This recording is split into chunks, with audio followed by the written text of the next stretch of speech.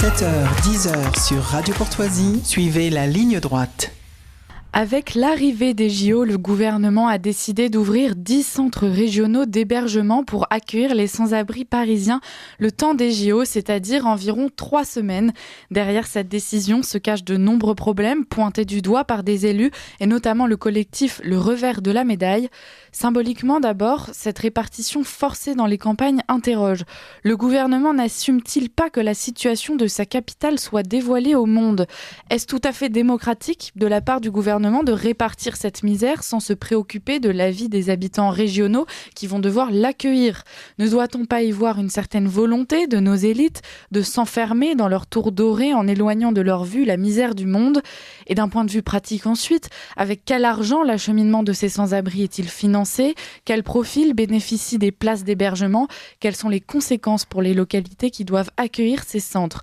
Avec nous pour répondre à ces questions, Jonas Haddad, conseiller régional Les Républicains de Normandie. Bonjour Jonas Haddad. Bonjour. Alors est-ce que vous pourriez commencer par nous représenter précisément ce projet du gouvernement et donc peut-être en l'occurrence en Normandie ? En fait, c'est assez simple. Paradoxalement, je pense que les JO ne sont qu'un prétexte. L'objectif, c'est à terme de faire en sorte qu'un certain nombre de personnes qui sont en situation irrégulière, donc des clandestins, des migrants, ou des demandeurs d'asile, parce qu'on ne peut pas savoir au départ s'ils sont en situation régulière ou pas quand ils sont en demande d'asile. Il y a peut-être des gens qui se demandent vraiment un asile politique, mais c'est très peu de personnes en réalité. Et en fait, l'idée, c'est de les répartir sur tout le territoire pour pouvoir, entre guillemets, faire en sorte que chacun prenne sa part, parce que naturellement, les gens qui sont migrants, ils vont où ? Ils vont là où ils connaissent, ils vont à Paris, etc. Et les conséquences maintenant de ça, c'est que vous allez avoir une répartition de personnes qui sont en difficulté, puisque par nature, ils viennent d'arriver sur le sol français illégalement, et on les met un petit peu partout. Et c'est le cas notamment à Rouen, c'est pour ça que le Figaro a fait cet article, où dans un hôtel juste en face de la gare, se trouvent aujourd'hui des personnes qui sont en situation d'urgence, comme c'est dit, et qui sont soit des migrants clandestins, soit des personnes qui demandent l'asile. Et ça pose un problème, et c'est ça que j'ai dénoncé, en matière d'hébergement d'urgence. Alors, quand on entend le gouvernement, il explique que c'est pour les sans-abri. En réalité, quand on creuse, finalement, ce sont pour ces clandestins immigrés étrangers et non pas pour les sans-abri français. Alors, pour être précis, en fait, vous avez à la fois raison et un petit peu tort, c'est que le gouvernement a fait un gros effort en matière de construction d'hébergement d'urgence. En France, il y a quelques années, on n'avait que 50 000 places d'hébergement d'urgence. Et donc, on a dit, selon la promesse macronienne, il n'y aura plus de sans-abri et on est passé de 50 000 à 200 000. Donc sur le papier, vous vous dites, c'est bien. Le gouvernement a construit 150 000 places d'hébergement d'urgence. Formidable. Le seul problème, c'est que comme le gouvernement considère que les clandestins et les demandeurs d'asile ont même droit à l'hébergement d'urgence, et en fait, ces hébergements d'urgence sont pleins de personnes qui sont migrants ou qui sont demandeurs d'asile. Et donc aujourd'hui, c'est même le chef de l'État qui l'a dit, ainsi que des rapports de la Cour des comptes, la moitié des hébergements d'urgence, je dis bien la moitié, sont occupés par des clandestins ou des demandeurs d'asile. Alors, on va revenir là-dessus. Avant ça, j'aimerais reprendre ce que vous venez de dire. Les JO sont un prétexte. Le gouvernement explique que pourtant, c'est le temps de la durée de ces Jeux, donc 3 semaines environ. Vous pensez qu'une fois les Jeux terminés, finalement, on vous expliquera que maintenant que ces clandestins ont été déplacés, ils resteront sur place ? En fait, bien sûr que je le pense, parce que les textes juridiques ne vont pas changer. On vient de passer, vous voyez, toute la commedia dell'arte sur la loi immigration. On ne va pas refaire une loi sur l'immigration. Or, la loi sur l'immigration est très claire. Quand vous êtes demandeur d'asile ou quand vous êtes migrant clandestin, vous avez le droit à un hébergement d'urgence. Donc ces hébergements d'urgence, ils continueront à bénéficier à ces personnes-là, même après les JO. La seule différence, c'est que peut-être, et ça, je ne suis pas spécialiste du sujet, mais c'est à regarder, peut-être que là, l'État paye matériellement des billets pour que ces personnes-là puissent aller dans les villes. Donc c'est juste la différence, c'est est-ce que les billets ou pas pour aller dans les villes seront payés. Mais le reste continuera, c'est évident, puisque le texte juridique est le même. Alors, on comprend qu'ils se saisissent de l'occasion des JO. Comme vous le dites, c'est un bon prétexte. Est-ce que derrière tout ça, il n'y a aussi pas, justement, je l'évoquais en introduction, la tentative de cacher aux yeux du monde les échecs de la politique migratoire en France ? Peut-être. Ça, c'est parce que votre prisme considère que la politique migratoire est un échec, alors que eux, dans leur tête, c'est très bien. Et vous en pensez quoi ? Moi, je considère que la politique migratoire est un échec, mais dans leur tête, en tout cas de ceux qui sont actuellement au gouvernement, l'immigration qui atteint aujourd'hui des niveaux records de 500 000 immigrés légaux par an, pour eux, c'est bien. Donc vous considérez que c'est un échec, mais eux, ils disent, comment on dit, cet enrichissement-là, c'est le terme, cet enrichissement, faut en faire profiter tout le territoire. Je ne suis pas certain que leur seule volonté, ce soit de sortir les immigrés des capitales. D'ailleurs, regardez, vous voyez, à Rouen, vous parlez d'élites, il y a les mêmes élites plutôt de gauche qui sont d'accord avec l'immigration de masse. Donc, non, je pense que ça fait partie, globalement, d'une vision qui est extrêmement positive sur l'immigration. D'accord. Et qui ne change pas, même quand elle considère que, même quand elle voit dans ses propres rues des clandestins qui vivent dehors, aérés, sans vraiment savoir où aller. C'est mon éternelle question. Si un jour quelqu'un arrive à y répondre, je le remercierai. C'est que parfois, quand je regarde des cartes électorales, je regarde ce qui se passe, par exemple, vous savez, dans le quartier de Stalingrad ou Jaurès à Paris, où vous avez des migrants sous le métro quand même, des gens qui se baladent en ayant consommé du crack et de la prostitution, et c'est là où Jean-Luc Mélenchon fait ses plus gros scores. Allez comprendre. Je sais pas, les gens sont peut-être masochistes, c'est une explication. Alors, on va passer à la question de cette répartition qui finalement est assez forcée. Est-ce qu'en tant qu'élu, vous avez été consulté avant la mise en place de cette répartition ? Alors, en tant qu'élu, non, parce que moi je suis conseiller régional. J'imagine que le conseil municipal de Rouen a été consulté. Je dis bien j'imagine, mais je ne le sais pas. La seule chose que je peux vous dire, c'est que c'est certainement pas le conseil municipal de Rouen qui s'y serait opposé. Vous savez pourquoi ? Parce que le conseil municipal de Rouen, qui est un conseil vraiment à gauche et imbibé d'écologie politique, je dirais, dispose d'un conseiller municipal, non pas aux migrants, mais aux exilés. Oui. Aux exilés. D'accord. C'est-à-dire qu'on a passé encore un cran dans la sémantique. Pour eux, toute personne qui est en immigration est un exilé. C'est un exilé. Donc je peux vous assurer qu'ils sont absolument pas contre ce genre de démarche. Ouais. Alors du côté des habitants, en revanche, quelle est la température ? Il y a beaucoup d'habitants en région qui voient déjà d'un mauvais œil Paris. C'est la capitale dangereuse, sale, depuis laquelle une élite sourde aux revendications et aux problèmes des Français gouverne, aveuglée par une certaine idéologie. On le voit encore plus maintenant avec la crise des agriculteurs. Est-ce que cette décision, elle ne va pas valider cette impression ? Alors, pour le cas qui nous concerne, le cas en Normandie, je ne sais pas, parce que le sujet, c'est juste en face de la gare, qui n'est pas un endroit qui craint trop à Rouen, paradoxalement, contrairement à d'autres endroits.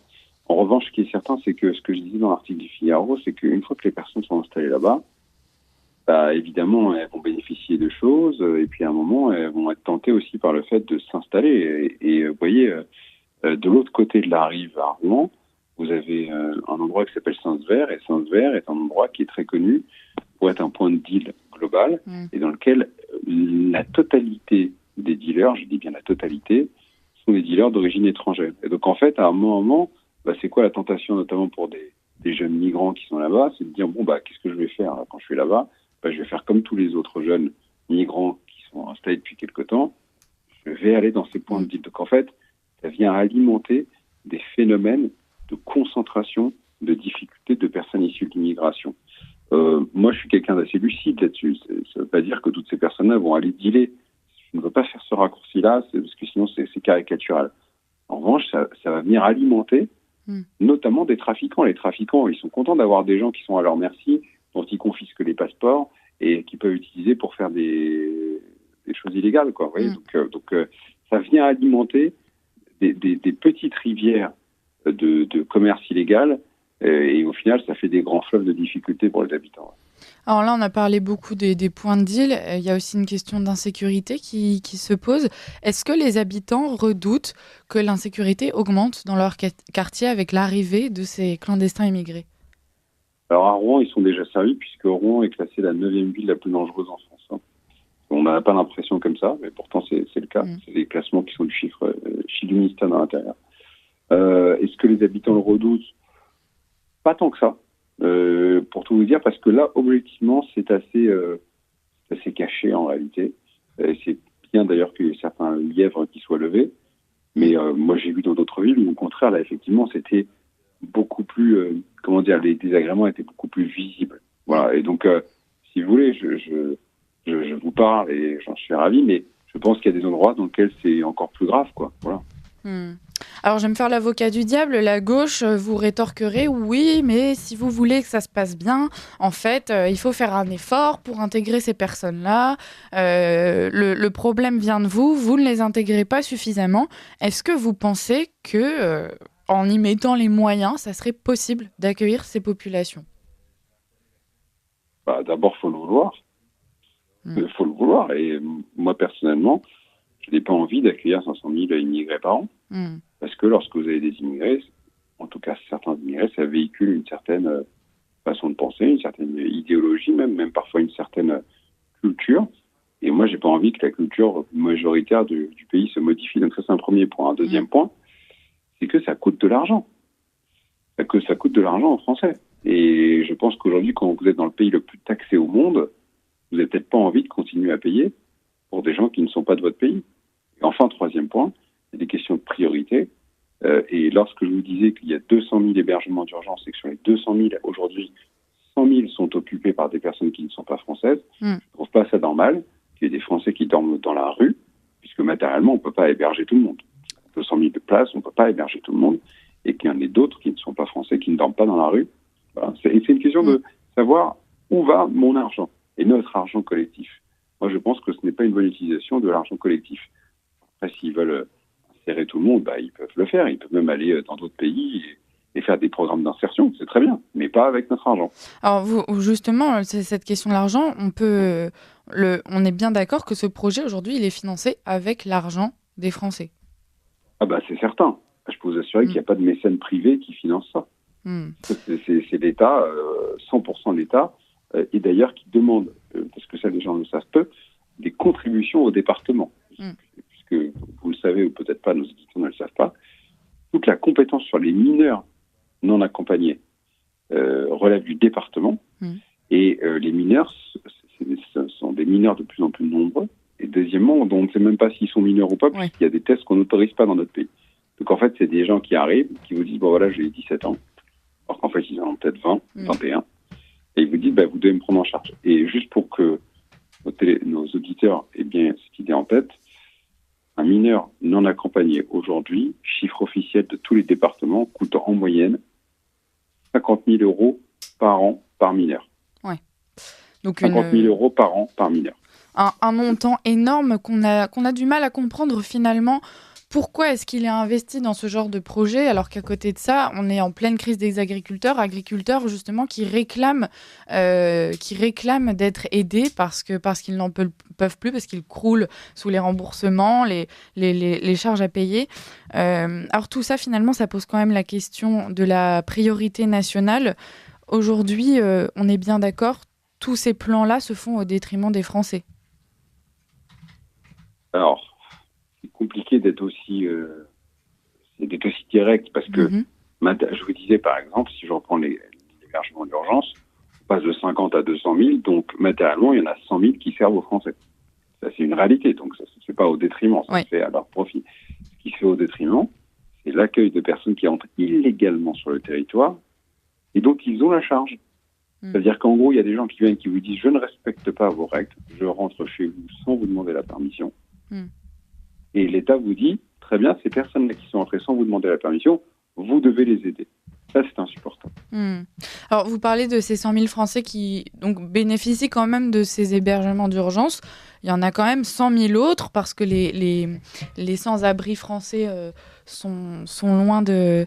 Enfin, sont encore bien présents. Il y en a quand même 100 000 autres qui ne pourront pas jouir des places disponibles parce qu'elles sont attribuées à des clandestins. Oui, matériellement, oui, c'est clair. Oui. Est-ce que vous pensez que la priorité nationale pourrait être mise en place ? savez, en France, on adore se faire des débats sémantiques et débattre jusqu'à plus soif de termes. Vous avez raison de poser la question. Hein, c'est pas, voilà, mais pour moi, il y a juste des lois et déjà, il faut les respecter. Voilà. Quand on rentre illégalement, ça a un sens. Illégalement. Quand on rentre illégalement, on n'a pas le droit de bénéficier des avantages sociaux en France. Et je vous assure que si on fait déjà ça, avant même de se poser les questions des priorités nationales, priorités étrangères, etc., qu'on applique la loi telle qu'elle existe, vous allez voir qu'au moins il y a un nombre d'injustices qui vont être corrigées. Parce qu'aujourd'hui, il y a un véritable sentiment, vous l'avez justement dit, d'injustice et de colère, juste parce qu'on ne respecte pas la loi. Sans même aller jusqu'à la priorité nationale. Si on appliquait la loi sur le fait de dire, vous rentrez illégalement, vous avez le droit à aucun avantage, je vous assure qu'on aurait fait un grand chemin déjà. On pourra se poser la question, je dirais, de la priorité nationale et autres, quand on aura déjà, je dirais, évacué les choses les plus abracadabrantesques qui nous coûtent énormément d'argent. C'est une réponse assez simple que vous pourriez apporter à tous les débats autour de la loi immigration. Finalement, si je comprends bien, on a déjà tout un nombre de possibilités juridiques qui nous permettraient d'endiguer les problèmes migratoires. Alors, on a toute une possibilité juridique, mais attention, aujourd'hui, comme vous avez un conseil constitutionnel, et vous l'avez vu récemment, qui a une interprétation orientée des textes de la Constitution. Moi, je ne remets pas en cause le Conseil constitutionnel, je suis assez respectueux de cela, mais il faut donc changer la Constitution. En gros, un juge, ça juge des textes, sur la base de textes, c'est son métier. Donc, vous êtes obligé à un moment de lui mettre des textes qui vont dans le sens de ce que vous voulez. Et comme 80% des Français veulent un contrôle plus strict de l'immigration, vous devez faire des lois constitutionnelles qui viennent changer la Constitution. Vous voyez, et donc quand les gens disent oui, mais les Républicains, ils n'ont rien proposé. Mais si, la Constitution, c'est extrêmement important parce que c'est la base fondamentale qui permet d'éviter que les juges constitutionnels aient une interprétation trop variable. Voilà. On va devoir finir là-dessus, Jonas Haddad. Merci pour ces explications, pour ces témoignages de terrain aussi, puisque vous êtes conseiller régional Les Républicains de Normandie, donc bien concerné par ces décisions. Merci de nous remonter tous ces soucis, tous ces chiffres.